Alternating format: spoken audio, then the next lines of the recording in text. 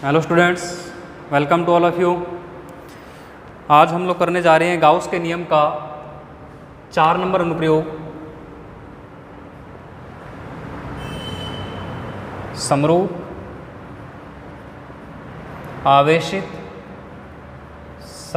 आवेशित परत, ब्रैकेट में ये कैसी परत होनी चाहिए? अचालक परत होनी चाहिए। अचालक परत, पृष्ठ भी लिखा हो सकता है, चादर भी लिखा हो सकता है। उसी प्रकार से सतह पर विद्युत क्षेत्र तीव्रता का सूत्र, पर विद्युत क्षेत्र तीव्रता का सूत्र। तो देखिए, इसमें सबसे पहले आपको क्या करना है, एक समरूप आवेशित परत बनानी है। इस प्रकार से ये समरूप आवेशित परत है और इस पर पॉजिटिव चार्ज है। कैसा चार्ज है? इस पर पॉजिटिव चार्ज है, ठीक है भाई। और इसका जो एरिया है वो कैपिटल ए है। इस पर यदि टोटल चार्ज कितना हो, क्यू हो, तो वो क्यू का मान किसके बराबर आएगा? क्यू आएगा किसके बराबर? इसका आवेश घनत्व सिग्मा गुणा में इसका एरिया कैपिटल ए। अब बारी आती है कि इसके लिए हम लोग क्या बनाएं? गाउसीय पृष्ठ बनाएं। तो इसके लिए गाउसीय पृष्ठ इस प्रकार का बनना चाहिए। बेलनाकार सममिति का गाउसीय पृष्ठ बनेगा ऐसा, ठीक है। इस गाउसीय पृष्ठ को यदि हम देखें तो इसके 3 अलग अलग सरफेस हैं। एक तो यहाँ पर हमने एलिमेंट काट लिया, इसको मैं इधर साइड दे रहा हूँ dA1 वेक्टर, और यहाँ पर जो इलेक्ट्रिक फील्ड होगा वो भी इस साइड होगा E वेक्टर, थीटा 0 आएगा। उसी प्रकार से यहाँ पर ये वाला जो सरफेस है, इस पर मैं एलिमेंट ले रहा हूँ, अल्पांश ले रहा हूँ dA2 वेक्टर, और इसके पीछे भी सतह के चार्ज हैं। इस कारण से इस इधर साइड का इलेक्ट्रिक फील्ड इस साइड में होगा। यहाँ पर भी थीटा कितना है? 0 है। उसी प्रकार से यहाँ पर मैं एक इसके वक्राकार सतह पर भी क्या कर लेता हूँ? अल्पांश काट लेता हूँ। इसको बोलता हूँ मैं dA3 वेक्टर, और यहाँ पर जो इलेक्ट्रिक फील्ड है वो इस डायरेक्शन में पैरेलल है इसके E वेक्टर। तो यहाँ पर जो थीटा बनेगा वो इसके लिए कितने डिग्री बनेगा? 90 डिग्री बनेगा, ठीक है जी। तो अब आप कौन सी प्रमेय का यूज़ करें? गाउस प्रमेय का यूज़ करें। गाउस प्रमेय से अब आपको पता है कि गाउस प्रमेय क्या बोलती है? Close integration E vector dot dA vector बराबर Q inside divided by epsilon naught, Q inside divided by epsilon naught. अब ये वाले जो आपको वर्ताकार सतह दिख रही है ना, इस वर्ताकार सतह का जो टोटल एरिया है उसको आप लोग कितना मान लें? dA मान लें। वर्ताकार सतह के टोटल एरिया को कितना मान लें आप? dA। और इस गाउसियन पृष्ठ के अंदर का आवेश निकालने के लिए क्या करोगे आप लोग? गाउसीय पृष्ठ के अंदर आवेश, आपको मैंने बताया था कि यदि आपको गाउसीय पृष्ठ के अंदर आवेश निकालना है तो आप लोग क्या करोगे? जो इसका आवेश घनत्व है उसको गाउसीय पृष्ठ के एरिया से मल्टीप्लाई कर दोगे, तो गाउसीय पृष्ठ का एरिया मतलब dA जितना एरिया है उसमें ही चार्ज उपस्थित है और कहीं चार्ज उपस्थित नहीं। तो क्यू इनसाइड का मान ये भरें और इस समाकलन को 3 भागों में डिवाइड कर लें, क्योंकि इसके 3 अलग अलग सतहें हैं तो 3 भागों में इसका फ्लक्स बंटेगा। तो सबसे पहले मैं लिखता हूँ E वेक्टर डॉट dA1 मैं इसको मैग्नीट्यूड फॉर्म में लिख लेता हूँ, cos थीटा 1 1 नंबर सतह के लिए, plus E dA2 cos theta 2, और ये हमारा है 2 नंबर सतह के लिए, प्लस E dA3 और cos थीटा 3, ये है हमारा 3 नंबर सतह के लिए। क्यू इनसाइड का मान है सिग्मा इंटू dA, और डिवाइड में पड़ा है कितना? Epsilon naught. अब आप देखें कि जो थीटा 3 है वो तो कितने डिग्री है अपने पास? 90 डिग्री है, जिस कारण से जो थर्ड समाकलन है वो क्या हो जाएगा? अपना 0 हो जाएगा, है ना। थीटा 3 कितने डिग्री है? 90 डिग्री। इसलिए थर्ड समाकलन विल बिकम्स 0। थर्ड समाकलन क्या होगा? इसका 0 होगा। बचे ये वाले 2 समाकलन, इनमें देखो आप लोग थीटा 1 भी 0, थीटा 2 भी 0, तो ये दोनों ऐड हो जाएंगे, ठीक है ना बात। ये दोनों क्या हो जाएंगे? ऐड। और dA1 इस प्रकार से मैं इनको एक कांस्टेंट बना लेता हूँ। dA1 है जो वो dA2 के बराबर है। जितना मैंने अल्पांश यहाँ पर काटा हुआ है इस सर्कुलर एरिया पर, उतना ही अल्पांश मैंने यहाँ पे काटा हुआ है। dA1 और d2 क्या है? दोनों सेम है। तो ये दोनों जुड़ के कितने हो जाएंगे? देखो ये हो जाएंगे 2E और dA, क्योंकि मैंने dA2 को भी किससे रिप्लेस कर दिया, dA1 से रिप्लेस कर दिया, इस कारण से जुड़ के इतना हो गया, बराबर कितना पड़ा है सिग्मा इंटू dA बटा में एप्सिलॉन नॉट। 2E फाइंड करना है, dA1 का इंटीग्रेशन करना है, बराबर sigma into dA divide epsilon naught. अब dA का इंटीग्रेशन है ना, वो देखो dA कहाँ पर काटा हुआ अल्पांश है, इस वर्ताकार सतह पर, बेलन के वर्ताकार सतह का अल्पांश है। और मैं यदि बेलन के वर्ताकार सतह पर ऐसे dA जोड़ता जाऊं तो ये बेलन का जो वर्ताकार सतह है इसका एरिया मिल जाना चाहिए, और बेलन के वर्ताकार सतह का एरिया हमने कितना माना हुआ है, dA माना हुआ है। तो इस समाकलन dA1 को क्या लिख दें आप लोग, इस समाकलन dA1 को आप लोग लिख दें dA, क्या लिख दें इसको, dA बराबर पड़ा है sigma into dA divide epsilon not. dA से dA कैंसिल कर दिया तो E की वैल्यू यहाँ से कितनी आ गई, सिग्मा बटा में 2 एप्सिलॉन नॉट। इसको आप लोग नोट कर लें।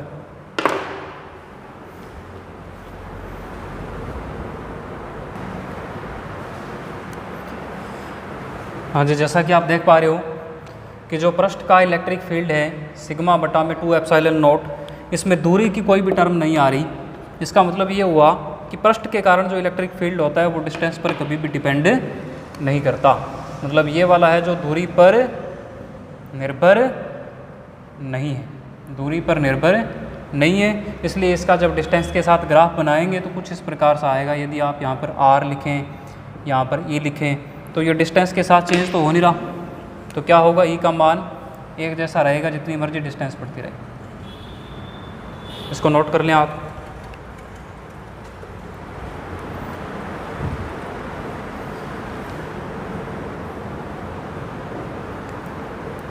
अब सेकंड नंबर हमारी जो हेडिंग है वो है समरूप आवेशित चालक प्लेट के कारण,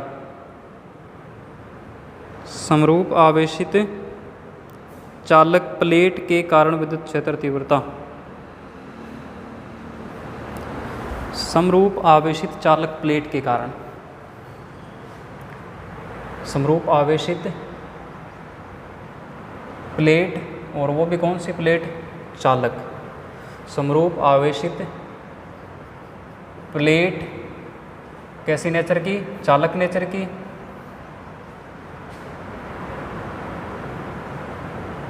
के कारण विद्युत क्षेत्र तीव्रता का सूत्र। इसमें सिर्फ क्या चेंजिंग होगा, डायग्राम चेंज होगा बस। जो प्लेट होती है वो इस प्रकार से थोड़ी मोटी होती है प्लेट, मतलब अंदर से खोखली होगी, इस प्रकार की प्लेट बनेगी हमारे पास। इसके पीछे भी आवेश है और सतह पर आवेश है, अंदर कोई भी आवेश नहीं है क्योंकि ये कैसी है, अंदर से खोखली है, चालक है, इसलिए सारा सतह पर आवेश इसके मौजूद है, ठीक है ना। तो इसको आप लोग गाउसीय पृष्ठ को यहाँ तक ले जा कर के बंद कर दोगे, बस इतना इसके लिए गाउसीय पृष्ठ बनने वाला है। और ये एरिया सेम जैसा कि आपको पहले था, dA सेम, इस पे चार्ज है सतह पर Q, इतना ही एरिया इसका A है, इतना ही Q का वैल्यू होगा सिग्मा इंटू A। सेम यही प्रोसेस, गाउस का नियम लगेगा, गाउसीय पृष्ठ पर इतना चार्ज आएगा। लेकिन अब इस पर जो सेकंड नंबर जो हमारा अल्पांश था dA2, उसकी डायरेक्शन तो यहाँ पर इसी साइड है, लेकिन इसके अंदर इलेक्ट्रिक फील्ड का मान कितना हो जाएगा, 0 हो जाएगा। क्यों 0 हो जाएगा, क्योंकि ये कैसी नेचर की है भाई, चालक नेचर की है, अंदर कोई भी आवेश नहीं है। और आपको पता है कि चालक के अंदर इलेक्ट्रिक फील्ड हमेशा कितना होता है, 0 होता है। तो आप लोग क्या करोगे, सेकंड नंबर समाकलन तो E 0 होने से 0 हो जाएगा, ये वाला समाकलन E 0 होने से 0 होगा, और थर्ड समाकलन थीटा 90 होने से 0 हो जाएगा, ठीक है ना। थर्ड समाकलन 0 होगा। इसी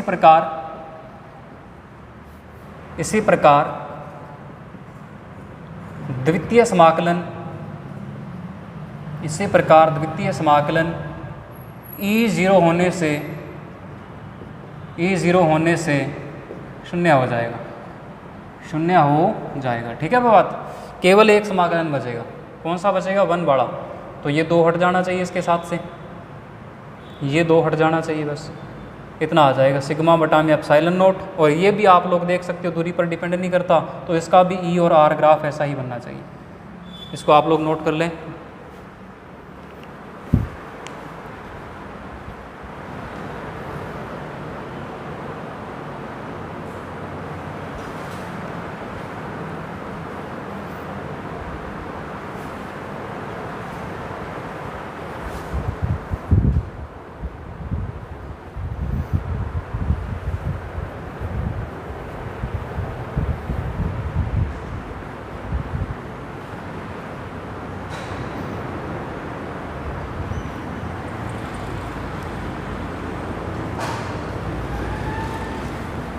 हाँ जी देखिए,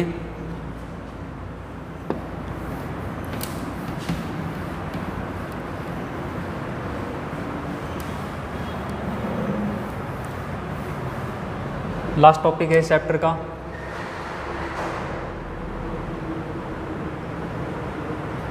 चालक की सतह पर लगने वाले विद्युत बल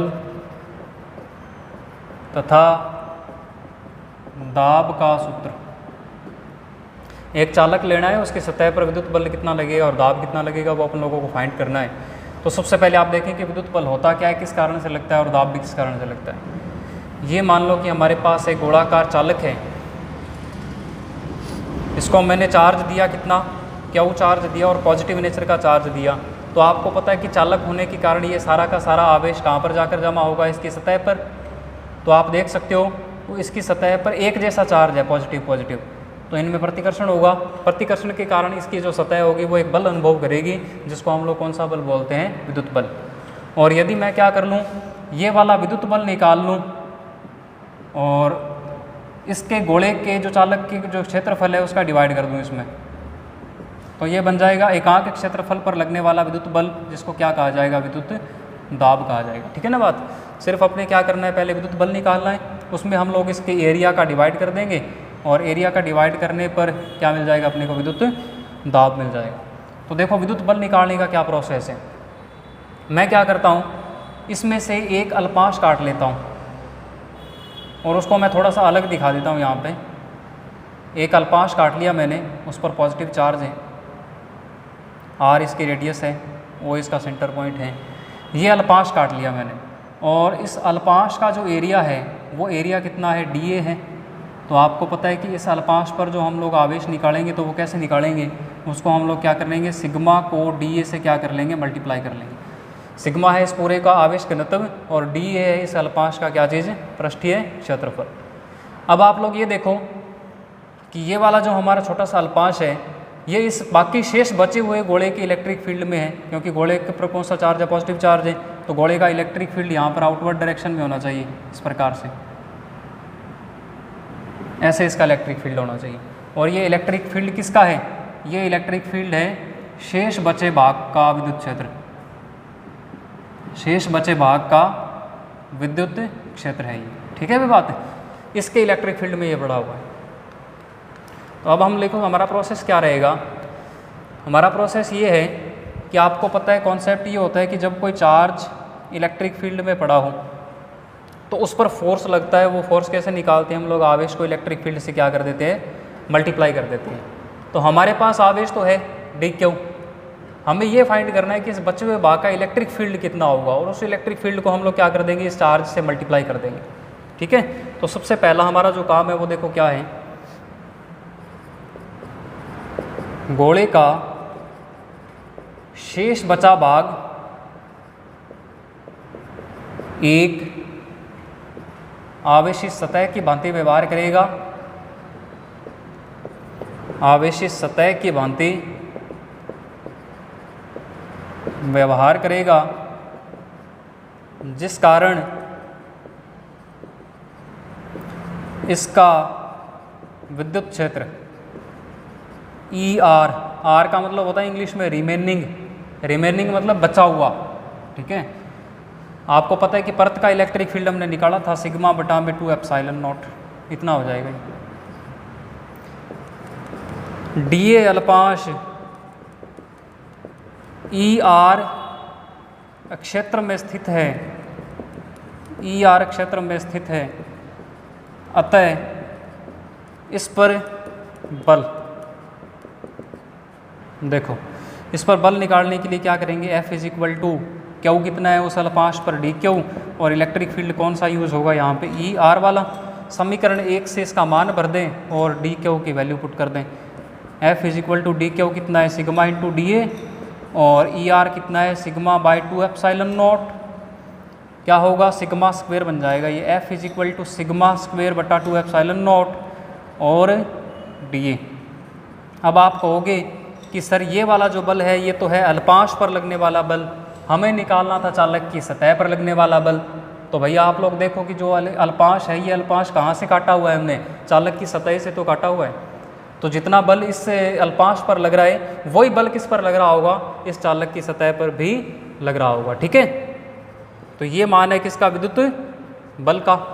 अब हमें क्या निकालना था, और विद्युत दाब निकालना था। तो मैंने आपको बताया है कि विद्युत दाब कैसे निकालते हो आप, साधारण दाब कैसे निकालते हो, बल में किसका डिवाइड कर देते हो, क्षेत्रफल का। तो विद्युत दाब निकालने के लिए क्या करोगे, विद्युत बल में P इलेक्ट्रिक नाम देता हूँ इसको मैं, विद्युत बल में किसका भाग कर दोगे, क्षेत्रफल का भाग कर दोगे। देखो अल्पांश पर जो विद्युत बल था, अल्पांश पर जो विद्युत बल था